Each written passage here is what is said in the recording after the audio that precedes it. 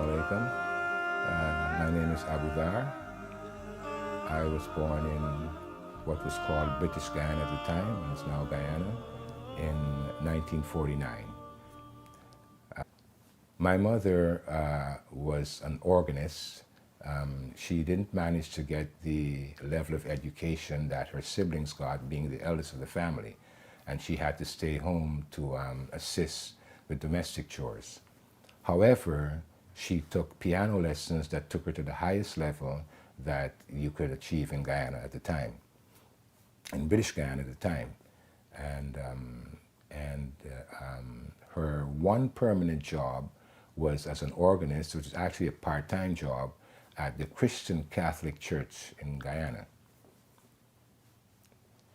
She took me to the church from an early age. And I don't remember having any problem with being in the environment. In fact, I embraced it.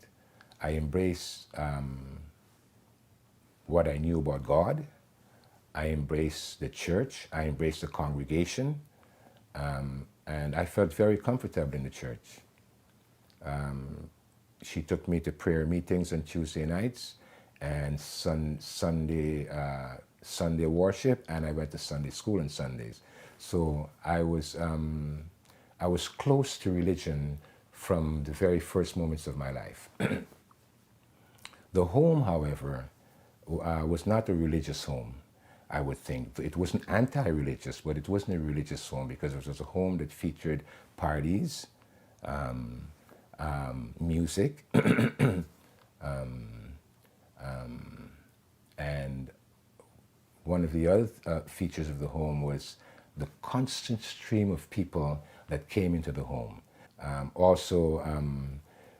Because of music, they idolize the artists like from America, but those ones that straightened their hair, the family didn't like, right? So I had that was another pressing thing that I grew up with, right? So they had family, I had religion from going to church, and I had the Afrocentricity, and I had the politics.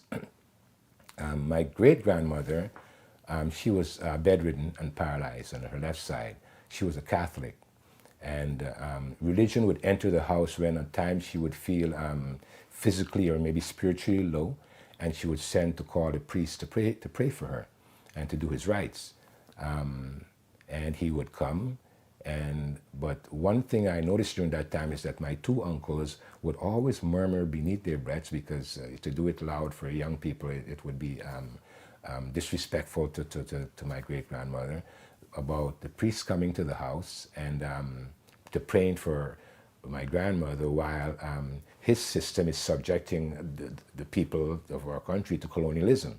They didn't think that that was right. And they would say things like, they need to pray for themselves more than to pray for people who are their subjects. So those things kind of had me thinking.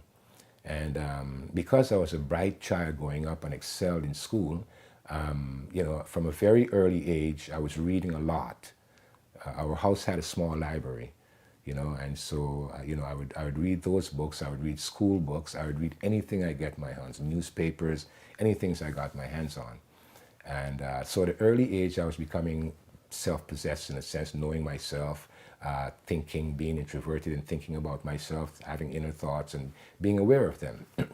At that time, some of my family members decided to leave Guyana. So my aunt was the first to leave. She went to England. An uncle came to Toronto. He ended up sponsoring my mother, and she sponsored me. Before I left Guyana, there were two incidences, however, that threw me off a bit. Although I was bright and a successful student, after those incidents, I couldn't concentrate in the classroom anymore. I just lost my ability to concentrate in the classroom. And it would remain so until years after. And I would my mother would send me to different schools. I went only to private schools. And she would send me to different schools because there were puzzles as to what was happening with me in school. I would start and be at the top of the class, and by the second term, when I got to know everybody, didn't have an interest in schoolwork. Outside of the classroom, I was reading and learning, and I was a voracious reader, right? So I was learning, and I had a hunger for knowledge, right? I liked to know things. I have a son. I have two of my sons are actually like that. They really read a lot, and and explore their thoughts through different literature, and they just follow me in that way of reading. I came to Canada at 15 years of age, and the problem persisted with me in the classroom. Well, that's what they call it. But it's actually like rape. I have an autobiography. I wrote my autobiography, and I use that word, right? Because I find if you twist the word, sometimes you get lost in what the impact is on the victim, right? And if the person is young, you got to use the right words so people fully understand. Because when a young child tells adults that they've experienced it, a lot of adults are dismissive, and thinks that it doesn't really have long-lasting effects or really any effects, and that's as far as the truth as you can be, right? And I didn't notice that was responsible for my inability to concentrate in the classroom, right, at the time. But as I went through a healing process later in my life, I realized that's where it came from. Because before that, I had no problem in concentrating in the classroom, and it was only there that I had any problems. Outside of that, I was excelling in athletics. I taught myself to juggle. I taught myself to swim. I was a person that pushed myself beyond limits. Like if me and my friends got together and to decide, let's see who can do the most push-ups, right? Even if I went first or last, I would make sure that I would go beyond where anybody could reach. And I know, and I had a feeling as a young person that most people in competition don't push themselves to their fullest. And some people do it, but most people don't. And if they're pushed, maybe they'll do it. But I did it of my own thing. I just liked to see where my limits were, And so that I find was a good attitude and helpful, because it made me know my strengths. It made me know my abilities. So from an early age, I knew I wasn't afraid of challenges. I embraced challenges, as a matter of fact. I was growing up close to the church. My mother the church would have outings with different congregations in different places, and I enjoyed that. It was usually held in the country, and the people would prepare different foods and so on. So I enjoyed my association with the church. But then, at that time, I hadn't read the Bible much. Then I picked up the Bible and started to read the Bible. And one of the things that struck me in the Old Testament, one of the stories that struck me is the story of the prophet Nuh, alayhi salam, wherein it says that the prophet Nuh got drunk, passed out in a cave, and his son found him in his cave and lifted up his tunic and saw his nakedness. So when I read that, I thought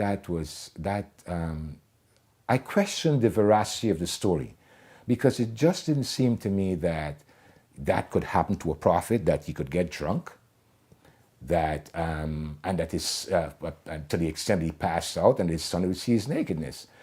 In thinking about the story, even at that age, I thought, well, even if it was plausible to believe it, I thought that God would probably blind the son before he even saw his nakedness, because, it'd be something that would be scandalous, And so I had a problem with the Bible from my inception of reading it. Then I read the stories in the New Testament about the prophet Isa, alayhi salam, and Christians were claiming him to be God and the Son of God, and I found no evidence of him actually saying that. Then I read the book of Revelation, and I just couldn't understand it. And these were books that I read like several times, just to see if I missed something or I'm not understanding something. And at the end of it, I saw that they weren't actually scriptures. The Matthew, Mark, Luke, and John, the first 4 books of the Bible, are accepted as the Injil in the original form, but the rest of them aren't actually scriptures. So within the short time of my reading the Bible, I came to the conclusion that I came to an understanding that its veracity was to be questioned, because the stories, I couldn't find justification or answers to the stories that I was reading, though I greatly admired the stories of the prophets. And what happened with that in me is that when I read of the prophets, their steadfastness, their their piety, their sacrifices, and those qualities that the prophets had, I actually was so impressed by them. I wanted to have these qualities myself. I like these qualities in people, and I like to have them, to acquire them myself. So I was conscious that when I grew up, I would be living a life on the divine path. I already had known that from 9, 10 years of age. When my mother left Guyana, however, my church-going days stopped. And my uncle, I was in the care of, did not send me to church, and I didn't go. I decided to go to New York and live with my uncles who were there studying. And that was no problem because we were a close family, and these were uncles that I grew up with. So after, I made one attempt first, and I came back after 3 months. My commitment got tested, and I found out that I wasn't as committed as I thought I was, and I came back. However, that determination to get a high school education dogged me. In particular, I wanted to emulate the academic success of my extended family members who all had achieved university education and so on. And they were teachers and professors and so on. So I wanted to emulate that, and I knew I had the ability to do it. So in spite of, by that time in Toronto, I was involved in some criminal activity as a young person. I also wasn't really endeared to that life, so I wanted to get out of that life also by having an education. So I went to New York, second time, and to pursue my high school diploma. When I came back to Toronto, with the help of some friends, we resuscitated a dormant Black youth organization called the Black Youth Organization. We had some meetings, but eventually it fizzed out because of lack of support. We had problems finding places to live, where when they saw us, they would promise us the place when we applied to rent a place, but once they saw us, they'd tell us, oh, we just rented the place. Jobs was the same thing, so we developed a way of, when we wanted a place to rent, we would have a Canadian sounding person call and get the place for us, and then we'd move in after. And that's how we got around that problem. From that, I went to University of Toronto. There was a program. Now, I had a grade 12 education, and the normal entrance requirement to the University of Toronto is a grade 13. But a program called the Transitional Year Program was initiated by some older brothers in the community who had pressed university to open its doors to people who normally wouldn't qualify for entrance. And in the second year, I was one of the students who applied and was accepted into that program. It's a 1-year pre-university program, and I applied and was accepted into it, and I entered the University in Toronto in that program, and then first year university the following year. I studied sociology and political science. By that time, or shortly into my academic career at the University of Toronto, I got married. Which was an ideal marriage. My wife developed postpartum depression. That was a big change in my life because it effectively made me a single father. We were parents already, and we had one child. And eventually it caused our separation initially because it just came out of the blue. This was a normal, healthy, young woman, who I never saw any signs of mental health issues. And 1 month after our first child, this chain of events started of postpartum depression, which eventually led to our separation. I eventually quit because the pressures of dealing with the postpartum depression, studying, doing exams, papers, and not knowing that it was postpartum depression. This was not something that I would know for years later. It was just an unknown mental illness for much of the time that we were married. The doctors didn't know what it was. The older women in the community didn't know what it was. I didn't know what it was. Nobody can tell us what it could have told us what it was. So when she got better, we resumed our marriage and relationship. 4 years passed, and we had another child. She fell into postpartum depression again. She got better. She eventually got better. And 5 years after that, we had another child. She had it again. And that last time she had it, and all the times that she had it, she was misdiagnosed and was given the wrong drugs. So even though she eventually got better and came off the medication, when she got another experience of this postpartum depression, she was misdiagnosed and misprescribed again. So in the end, she was never cured of it, and she never got better, and she passed away eventually. But the marriage died. It was during that time that I decided that I would not be working legitimate jobs, and I would resume a criminal career. And during that time, I was selling drugs. Not long after that, I started to use it, and it became a habit forming after that. Eventually, I remarried, and I went to Guyana and remarried, and I had a family there, and I brought them up, and I moved past the drugs, past the criminal life, and when I came back from New York, my name, because I was well known as a street person. I was very popular in our little world in Toronto at the time. And so my name got the ear of a Muslim brother from America. He had come over with those group of what they called draft dodgers who were resisting going into the American army and fled to Canada to avoid going to Vietnam. And he was from Philadelphia. And he came to Toronto, and my name got his ear, and he came visit me one day, said he heard about me, introduced himself as a Muslim. And he asked me if I ever heard about Islam.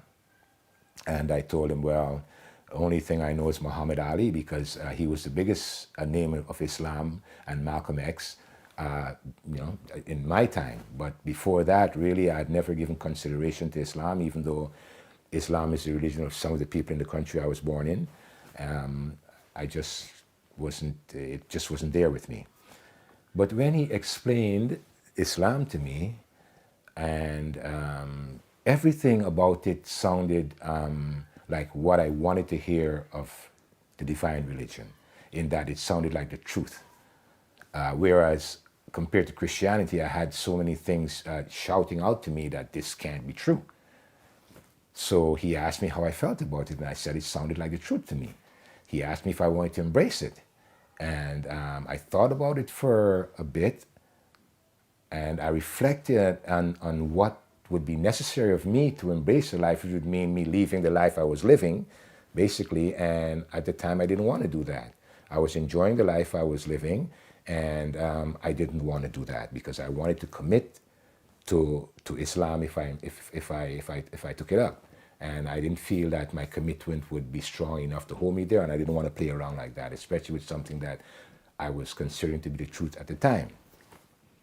So for the next several years, Islam would not be in my thoughts at all. In fact, when the moment of like a spiritual crisis overcame me, because what happened was that a point came in my life and among many youths in Toronto in their lives where there was like a spiritual rumblings among us. We grew up as Christians, all of us, but we wanted to walk the divine path in a way that we felt would be sanctioned by the Creator, at least. And most of us didn't know of Islam. None of us. We all came from Christian backgrounds. And at that time, the Rastafari movement was big in the black community. So that was an attraction for some of the youths. On the other hand, some brothers were coming from America and introducing Islam to the us youths in Toronto also. So there were two streams running the community there. There was the Rastafari movement and there was the Islamic movement. And those youths who had spiritual awakening or spiritual consciousness, for them it was, okay, which way do we go? So you found like maybe half the youths became Rasta men and women and half the youths went into Islam. For the first part, I remained aloof from either of them. When myself and my wife separated, I find myself being drawn to the Creator, being drawn to God, because the separation had affected me. Two things about it affected me. One was that I didn't know what the issue was, because all of a sudden she doesn't like me anymore. She doesn't want anything to do with me, my wife. You know, all of a sudden, I mean, like she woke up one morning and this is what's happening. And over the period of a year, it intensified. So when we broke up, it was like a shock to me. And then, you know, we were such an ideal marriage. I thought it would be a marriage that would last for life. So the breakup of my family really affected me. And I needed some spiritual counseling. And my mother, she used to read a Christian book from the Unity Church called Daily Word. It was a little pamphlet. And this book had things that, sayings that would help you have faith or believe in God or pray to Him and look for answers and so on. So I found that was helpful, right? Because I just needed some spiritual support, and I found it was helpful. As soon as I got over that period of all that, I put that down and I never went back to any religious article again. Then, also at the time of the Rastafarian movement, I started listening to that music, especially Bob Marley's music, and he spoke a lot about God. And also I listened to other artists who were having spiritual experiences, expressing spiritual experiences in their music. So, and at that time I was living the life of a bachelor, and I rented a place and I was by myself, so I was thinking a lot. At home by myself a lot, thinking a lot, pondering where I want to go with myself spiritually. Shortly after that, I embraced the Rastafari culture. Listening to the music of Bob Marley and artists like Earth, Wind and Fire, who were the main artists that I listened to because of the spiritual nature of their music, inspired me to seek the divine path. And without looking here or there, I walked towards the Rastafari movement.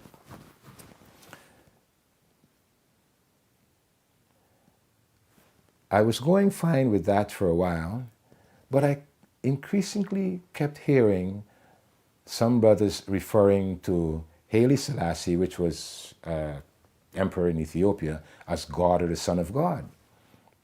And if it's one thing that I couldn't accept from the time I knew about God or accepted God, was that no man could be God. And but I played it off as if, well, that's his personal belief.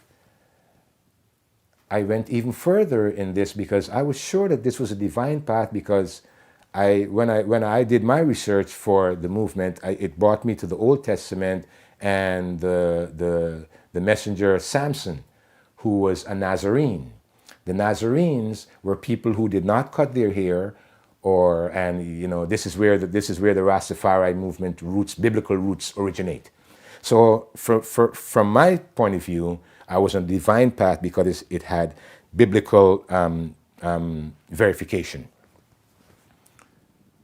I started to attend the Ethiopian Orthodox Church because I wanted to separate myself from those other people who were corrupted with some other form of this movement. And so I started to attend the Ethiopian Orthodox Church. But then I realized that I'm a Christian, because the Ethiopian Orthodox Church is a Christian organization. So at that point, I began to question myself as what it is that I really wanted, you know? And is this what I wanted?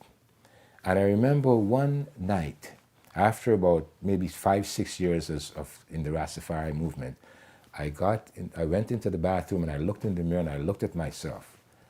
And I looked at my hair and everything. And I said to myself, the way of life that you want is something that you will hold for the rest of your life. Does this meet that criteria? Is this something that you could live the rest of your life being sure that it's the truth? And I had doubts. In fact, it was beyond doubts. I didn't think that this was the truth at that point.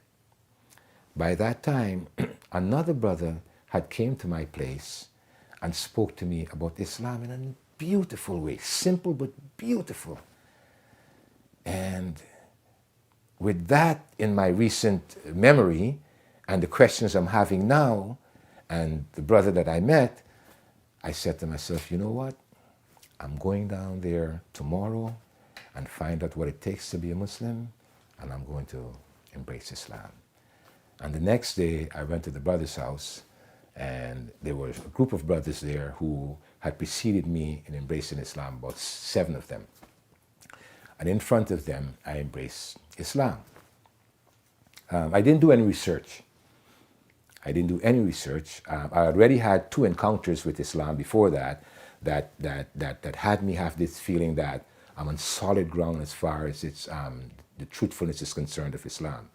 So, and in fact, in the Sunni schools, there just wasn't that many things that you could do research on other than maybe Rasulullah's life, you know. There wasn't that much literature, and I was satisfied that I was on the right path. There was only one time that one brother mentioned to me, if anybody asks you what school you were in, say Sunni school.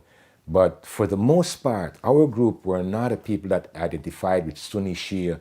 We were just people who had hunger for the truth and the way of Allah, who we called God at the time, right, before we were Muslims. So we were just hungry for that. And if something presented itself like that to us, we would have gone. Fortunately, nothing else presented itself like that to us except Sunni Islam at the time. And so we embraced that. But there were 2 brothers among us who were of Shia Islam. They never pressed us about it, and they just left us alone. And they would come around us from time to time. And we were all comfortable with who we are. It so happened that some years later, that we called it a Jamaat. There was a group of us in our families. Our little Jamaat broke up. And the place of congregation moved from where it was to my home. My home was convenient because by that time, my marriage had fallen apart and I had custody of the 3 children from that marriage. And so I was just like a single father.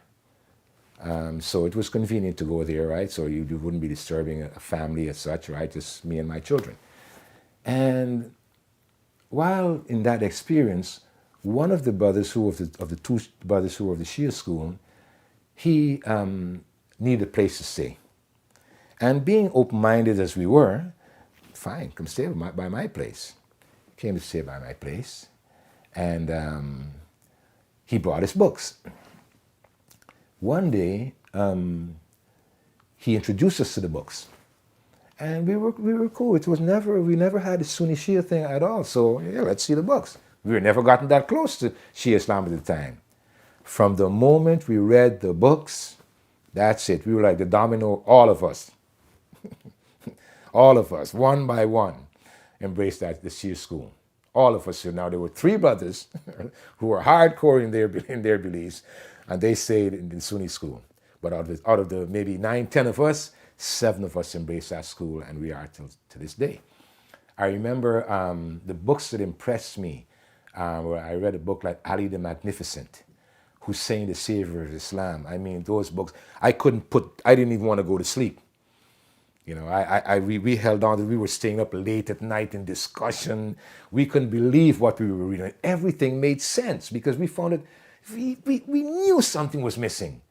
Because when we were in the Sunni school, we found that, okay, we read the rightly guided caliphs. And that was the extent of literature. We had a book by Sayyid Qutb. And that was the extent of our literature. So we were thirsty, like this is all there is. Like just make salat and fast and eat halal food. That was our Islam, you know. And so when the world of Shia Islam moves us, it's all these things about the prophets, the 12 imams, and all the people of his household and all the literature. It was unbelievable to us, and so we became ferocious readers. We got in touch with the brother Musawi, who is related to one of the 70 Imam, and he had a whole library. We tore him up, right? Ate up his books. We were by him every few days, and he was giving us the books. Then he told us about the Bayview mosque, right? We started going to that mosque. And on the basement of that mosque, they had books by the P. Ibrahim Muhammad Trust, Truth, Light, and Knowledge. We were floored. We were reading everything we could get our hand on, you know, because, you know, this is knowledge, right? And it's things we didn't know. We found it like we were misled. People were keeping things from us. Next thing you know, we started taking the information to the Sunni masjid, and little did we know, and Jami Mosque, and you know, the people were like, we thought we were just, hey, do you know of this, right? And people would be like us, you know, but they were like, well, we can't deal with that stuff, and don't circulate that stuff here too much because you know, it'd be trouble, you know. And so we eventually, you know, coalesced among our own selves, and we continued that existence. Today, I am a semi-retired teacher in Ottawa, and I am looking to launch another career, public speaking about my life, in any fora or to any group of people that are willing to hear me speak. And particularly, I think I can speak about challenges and overcoming them and addressing them, and even postpartum depression. I had a lot of experience with that, and my daughter also suffers from it, his sister, my son's sister, and she also has lost a lot too, right? And we didn't even know that she was suffering from it, so it passed by us like that. So I want to start, I've written my autobiography, and I've written 3 children's books. I'm looking for a publisher for the children's books right now. They're in the hands of an editor. My autobiography is a more longer way off in terms of publishing because though I've completed writing it with pen, my typing is slow, so I'm not getting good progress in that on my laptop, but I'm working on it. So hopefully the community and people will be seeing more of me as the days go by. Unquestionably, finding Shia Islam has been the greatest thing that happened to my life, because I grew up always wanting to walk on the divine path and not knowing what the divine path was. And Allah has brought me through Christianity, the Afrocentric ideology, Rastafari, Sunni Islam, and to Shia Islam. I can only think that Allah wanted to guide me, right, and to fulfill my dreams and have my dreams fulfilled by taking me through all these steps, because Allah could have left me alone. He could have guided me to Rastafari and left me there. He could have guided me to Sunni Islam and closed me off, right? But He guided me to this. So I think that Allah has shown that He has blessed me and that He likes me. And so it's my determination to have Allah be pleased with me and to be pleased with Allah, His Prophet, His Al, and His religion.